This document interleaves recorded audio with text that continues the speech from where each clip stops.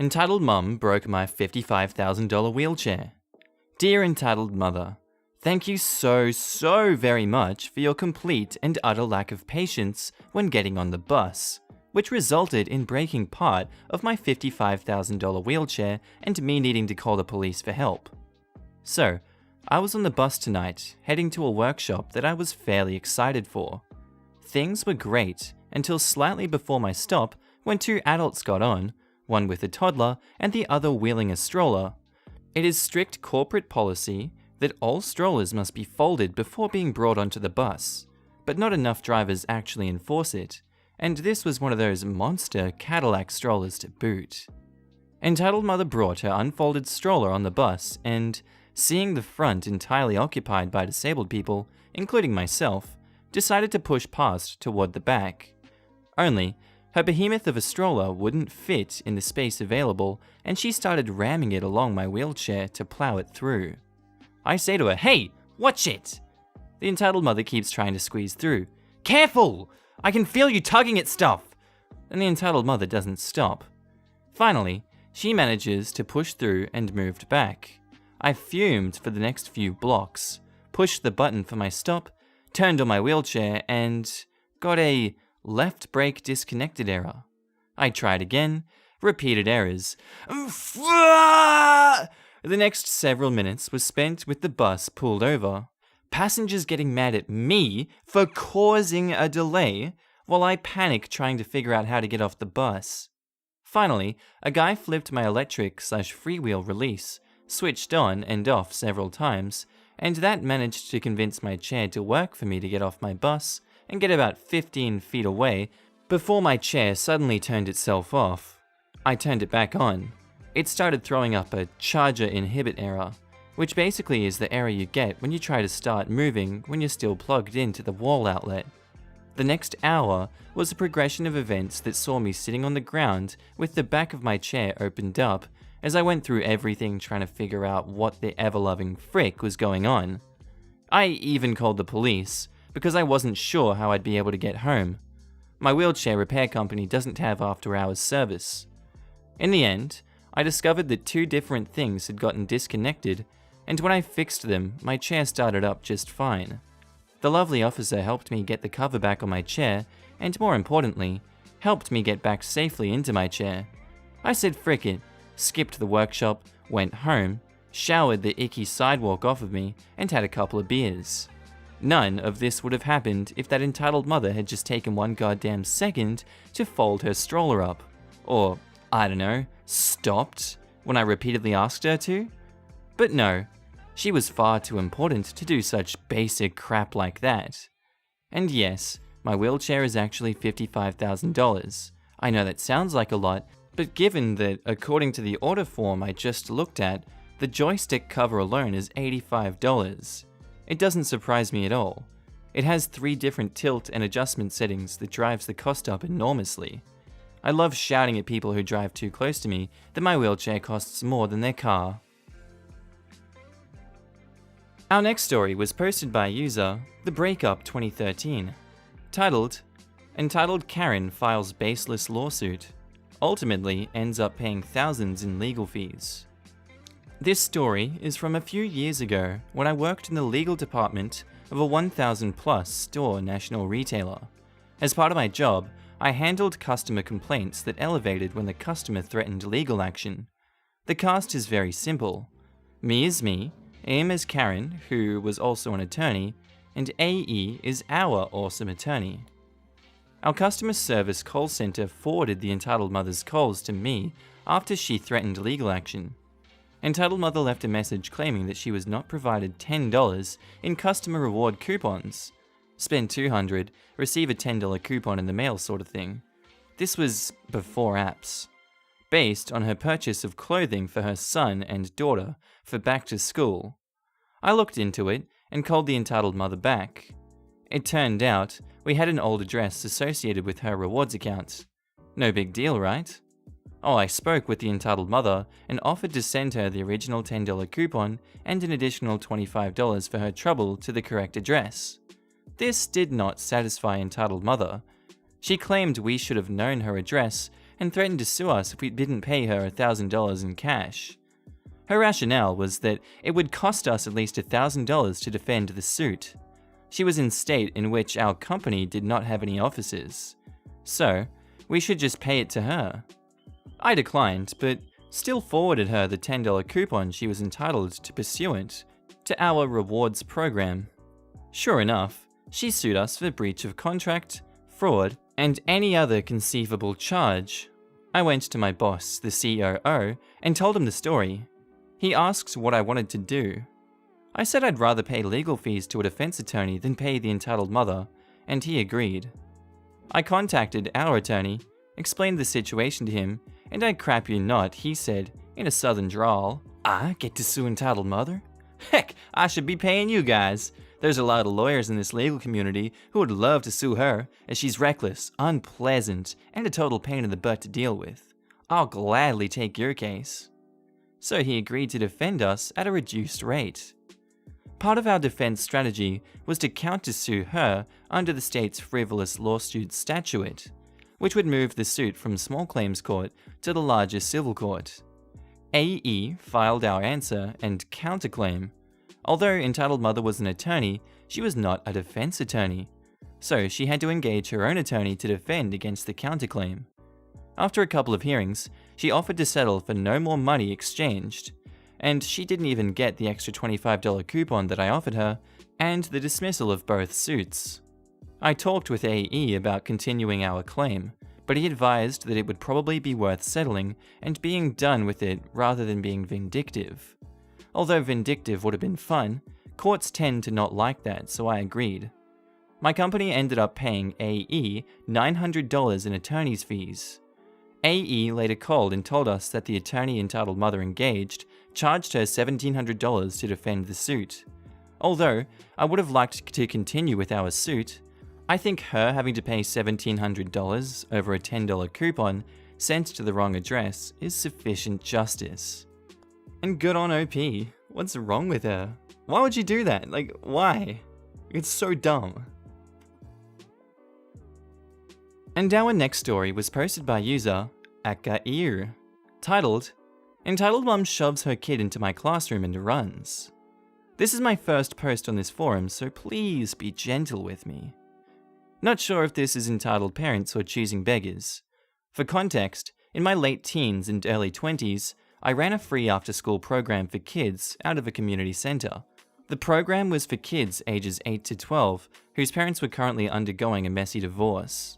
We had a sister program next door for parents of the kids. It was part class, part community group, part group counselling. With the kids, myself and another volunteer discussed handling anger, preparing them for joint custody, changes in finances, what alimony and child support were, etc., etc. The class was free. Some of the materials were paid for by the centre, and the rest I covered myself. I liked the class, and it gave me a bit of padding on my resume, so I didn't mind buying snacks, colouring materials, and prizes for the kids. At the time, we were a few weeks into the class, and I had 8 kids who were attending. 8 is a great number, because do you know how many things come in packs of 8? It means I bought stuff in those 8 packs, so each kid would have something, and I didn't waste money on spares. So, this afternoon the kids are coming in, and this parent I haven't met with an unknown kid comes by, and sort of drops the kid off without a word to me or her child. It's been a few years, but here's the conversation that I remember. So I say, ma'am? Ma'am! What? Hi, I don't think we've met. Your son isn't enrolled in this class currently. You can't just drop him off with me. I was told this class is free. Well, it is, but it's not a daycare. You do have to enroll your child first, and the beginning of the term. I can't watch any child who comes by. There are things I need to know, like allergies, emergency contacts, like his name. Well, you can ask me right now. Oh, I'm sorry, but the class is starting right now, so I can't. But you can enroll him in the next term. You can find information on how to do that at insert information. Entitled mother rolls her eyes and says, I have an appointment. Can't you just take him? For the record, the parents were supposed to be enrolled in the class across the hall, not just use us for free childcare. Well, I can't. Besides, I didn't know that I'd had another student today, so I don't have enough supplies or snacks for him. Aw, he doesn't need snacks. He won't mind. Ma'am, of course he's gonna mind. All the kids eating Nutella snacks packs and Capri Suns, and all the other kids have workbooks and he doesn't? It's not fair to him. Besides, it's not really safe for me to watch a child that I have no information for, so you can sign him up for the next term. The entitled mother gets all huffy and goes, Fine.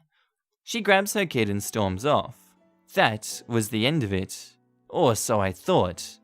A few minutes later, I'm working with the kids, and the other volunteer is setting up our next activity. The door opens a crack, the same kid as before is shoved in, and the door slams. The other volunteer and I share a, "What the frick?" look, but I open the door and look out, and entitled mother is booking it down the hallway. Mom! Entitled mother yelling without turning around, I'll be back in a few hours! Me, never mind the class is only an hour long, half running after her, says, "Ma'am, If you don't come back here and collect your son, I'll call the police with an unaccompanied minor. He won't be here when you get back." The entitled mother stops, sighs, turns around, and pegs me with a glare.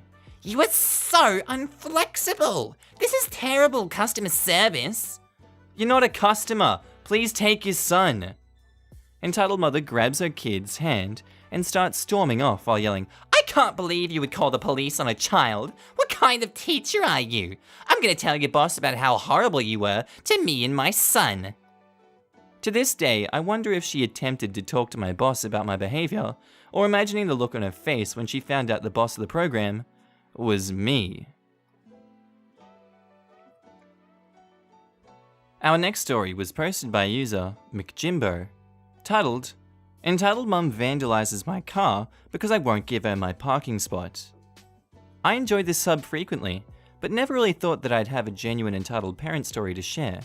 However, today I crossed paths with the Mega Karen, and although she seriously disrupted my day, I'm kinda tickled to finally be able to contribute something. Our cast are me, Meticulous Eraser, EM, Excessively Monstrous, EK, kid.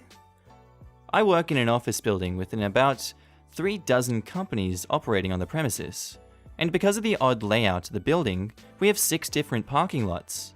I prefer using the hidden lot that requires you to drive through one of the indoor lots to reach, which, between being hard to find and all of the spots being marked compact, is usually less crowded than some of the other lots closer to the road. Not to mention that the door into the building from that lot is right next to my office, so it's convenient in every way for me personally. Today, it was raining cats and dogs when I arrived at the office. For some reason, my normal lot was unusually full.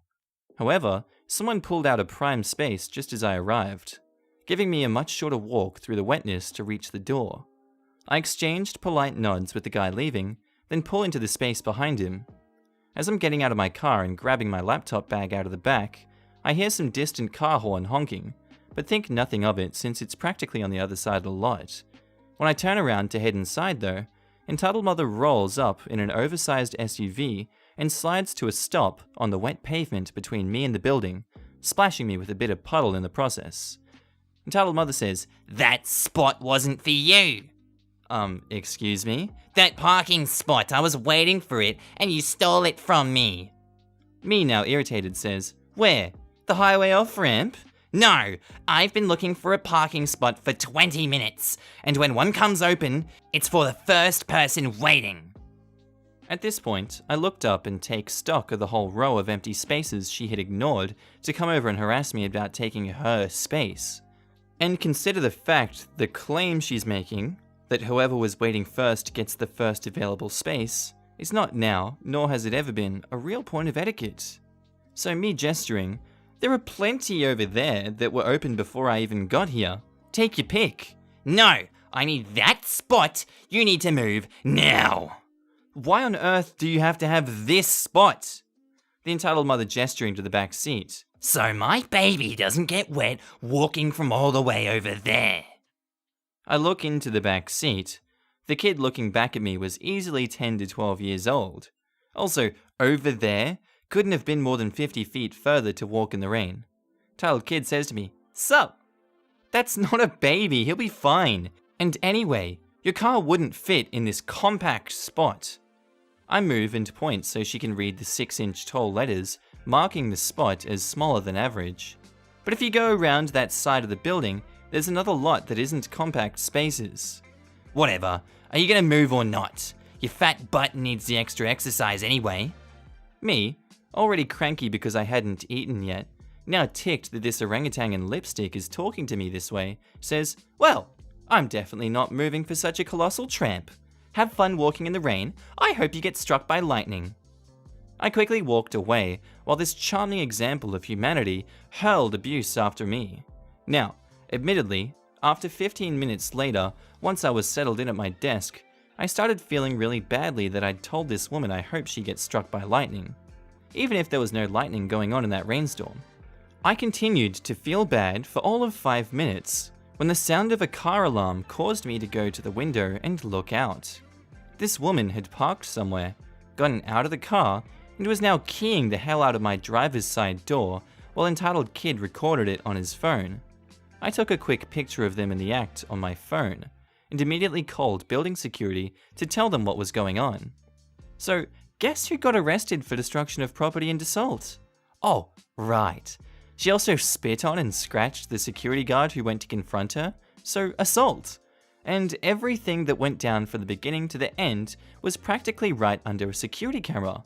So it got a good look at her, her kid, and her car, including license plate. So no way she's getting away with it. And since the slur she etched into my car door is homophobic, she may also get charged under hate crime laws. So that's fun. If I end up going to court, having to testify, ever deal with this woman again, I will totally post an update. Hey guys, if you enjoyed the video, don't forget to hit that subscribe button. Also guys, links for my Instagram, Patreon, Discord, and Twitter are in the description below. If there's anything you guys would like to see, be sure to hit me up in the comments below or on any of the other social media platforms. And as always, have a great day. Bye.